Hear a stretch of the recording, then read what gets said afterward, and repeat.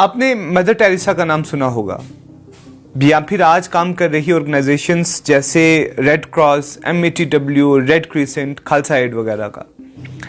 क्या आपने अब्दुल सत्तार ईदी का नाम सुना है या फिर बिल्किस ईदी का, जो कि इस वक्त दुनिया के सबसे बड़े एम्बुलेंस नेटवर्क की ओनर हैं, जिनके जेरे साया आज भी 25,000 से ज्यादा बच्चे परवरिश पा रहे हैं और 40,000 पलकर जा चुके हैं।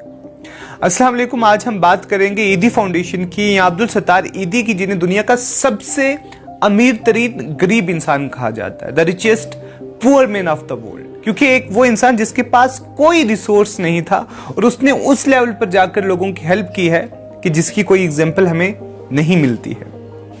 अब्दुल सत्तार ईदी 1928 में गुजरात, इंडिया में पैदा हुए और शुरू में ही उनके अंदर ये जज्बा था कि उन्हें इंसानियत के लिए कुछ ना कुछ करना है। He wanted to contribute to the world, to the humanity.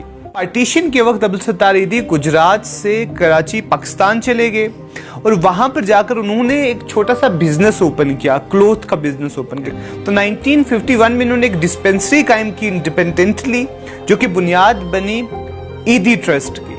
फिर उसके बाद वो काम करते गए और उनके काम में कभी भी उन्होंने कोई बार नहीं लाने दिया। और 1957 में किसी ने खुश होकर उनको कुछ रकम दी। उस रकम से अब्दुल सत्तार ईदी ने एक पुरानी वैन खरीदी, क्योंकि रकम इतनी ज्यादा नहीं थी कि नई वैन या नई एम्बुलेंस खरीद सकें। उसी वैन को उन्होंने एम्बुलेंस में तब्दील किया। वो एम्बुलेंस खुद चलाते थे। जहां जहां डेड बॉडीज मिलती थी, जख्मी लोग मिलते थे, उन सबको ला ला कर वो हॉस्पिटल एडमिट करवाते थे।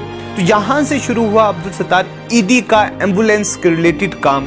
और यही काम जो अब्दुल सत्तार ईदी ने 1957 में शुरू किया था, 1990s आते आते दुनिया का सबसे बड़ा एम्बुलेंस नेटवर्क बन गया। आज ईदी फाउंडेशन के पास 1800 से ज्यादा एम्बुलेंसेज मौजूद हैं, जो कि दुनिया में किसी भी इंडिविजुअल के पास, किसी भी ऑर्गेनाइजेशन के पास इतनी तादाद में एम्बुलेंसेज मौजूद नहीं है। इसके अलावा child care programme of Edhi Foundation one of the best child care programmes of the world, जिसमें अभी 25,000 के आसपास बच्चे अलग अलग ईदी होम्स में रह रहे हैं। इसमें ऑर्फन्स भी, ऑर्फन्स के अलावा भी कुछ बाज़ औक़ात ऐसा होता है कि हम जिस गंदी सोसाइटी में रहते हैं, गिरी हुई घटिया सोसाइटी में रहते हैं, वहाँ पर आज भी 21st सेंचुरी में भी लोगों को लड़कियाँ, डॉटर्स नहीं चाहिए होती हैं। तो वो चाहते हैं उनके घर में सिर्फ लड़के पैदा हों। तो उनको लड़की पैदा होती है तो वो बाज़ औक़ात फेंक देते थे।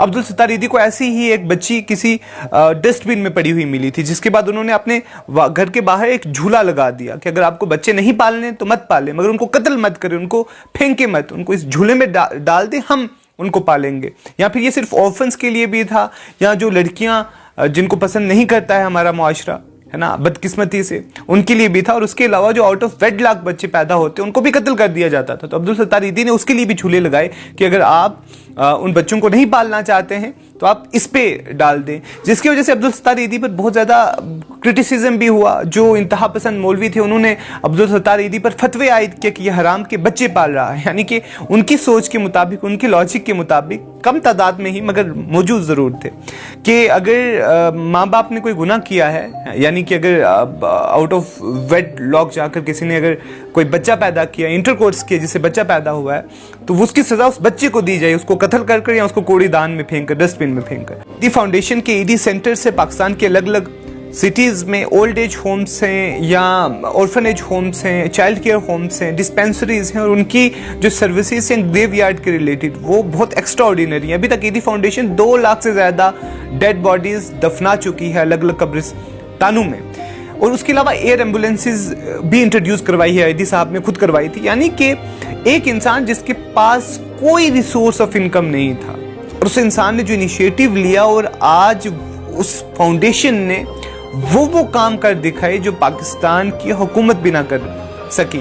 यानी और हम में से किसी शख्स को कोई काम करना और हमें लग रहा है कि हमारे पास वसाइल नहीं है, रिसोर्सेज नहीं है, पता नहीं ये काम कितना मुश्किल है, तो आई थिंक ईदी साहब is the perfect example to learn from कि no matter how many obstacles you have, no matter कितना क्रिटिसाइज किया जा रहा है आपको, यानी इतना अच्छा काम कर रहे हैं और आपको आप पर इल्जाम आयद किए जा रहे हैं, कभी आपको कादियानी कहा जा रहा है, कभी आपको मुल्हिद एथीस्ट कहा जा रहा है, but you do not pay heed to them. So I think he must be an ideal for all of us. और इस तरह के लोगों की स्टोरीज हमें अपने बच्चों को पढ़ानी चाहिए ताकि उनके अंदर भी वो जज्बा पैदा हो कौम की खिदमत करने का। और let me conclude bye these words of Abdul Sattar ईदी कि लोग स्कूल और कॉलेजेस में जाकर एजुकेट तो हो गए मगर वो अब तक इंसान ना बन सके। Thank you so much for your time.